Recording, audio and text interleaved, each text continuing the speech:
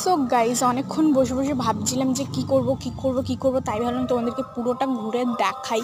আর এটা হচ্ছে বাড়ির বাইরেটা, পুরোটা দেখতেই পাচ্ছ তোমরা। আর মানে আমার দিদিরা যেখানে মানে বাড়িটা ভাড়া নিয়েছে অ্যাকচুয়ালি, সেখানে প্রচুর পরিমাণে গাছ, মানে এত এত এত গাছ না, আমি বোধহয় হয় কোনো গাছের নামই জানি না, একটা কি দুটো।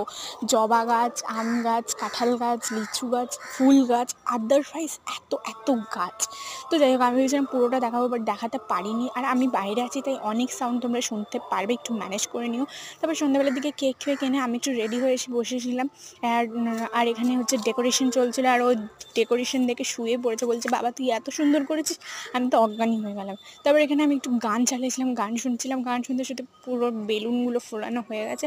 আর ব্যাকগ্রাউন্ডে দেখো, যেহেতু ঘরটা ছোটো, তাই ব্যাকগ্রাউন্ডে একটুই ডেকোরেশন করেছি। তারপর কেকও আনা হয়ে গিয়েছিলো, তো এই পার্টটা এতটাই দেখাচ্ছে না।